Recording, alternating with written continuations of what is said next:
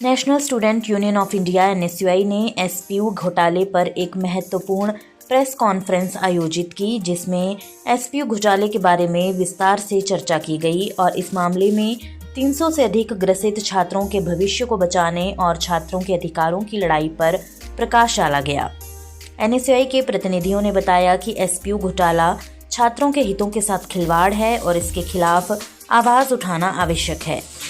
उन्होंने सरकार से इस मामले में हस्तक्षेप करने और छात्रों के अधिकारों की रक्षा करने का आग्रह किया। ठाकुर, पूर्व अध्यक्ष MLSM NSUI। आज जैसे कि आप सभी जानते हैं, हमने एसपीयू प्रशासन के खिलाफ एसपीयू प्रशासन के विरुद्ध एक लड़ाई शुरू की है छात्र हितों को लेकर। उन्होंने उस मामले पे एक नोटिफिकेशन रिलीज़ की है जिसमें उन्होंने अपनी सफाई दी है। सबसे पहले मैं उस नोटिफिकेशन की बात करूंगा। क्या वो नोटिफिकेशन बैक डेट से निकली हुई है या फिर जब NSUI ने 20 तारीख को धरना प्रदर्शन किया उसके दबाव में आकर वो नोटिफिकेशन एडिट करके डाली हुई है। इस नोटिफिकेशन की सबसे पहले आधिकारिक जांच होनी चाहिए।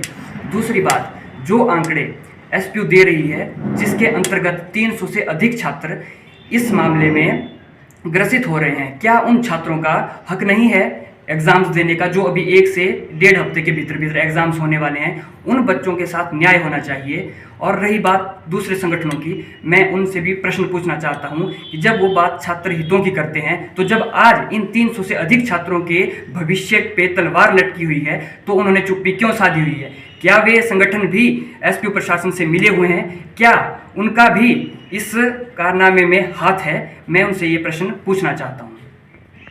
महोदय जी से भी एक प्रश्न पूछना चाहता हूं जो हमने 20 तारीख को भी पूछा था। आज दिन तक उन्होंने इस चीज़ का जवाब नहीं दिया है कि उन्होंने किस आधार पर, किस बुनियाद पर एजुकेशन पॉलिसी से बाहर जाकर छात्रों को अग्रिम परीक्षाएं देने के लिए नोटिफिकेशन निकाली। और जब उन्होंने अगर उनको नोटिफिकेशन निकाल दी तो जब वो पास होकर अगली कक्षा में पहुंच चुके हैं तो उनको क्यों पिछली कक्षा में बैठने के लिए बाध्य किया जा रहा है? क्यों उनको अयोग्य घोषित किया जा रहा है?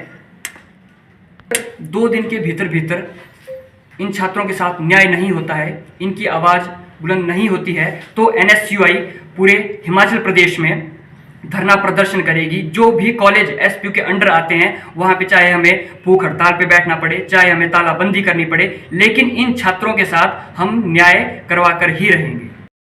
वीडियो से जुड़े रहने के लिए धन्यवाद।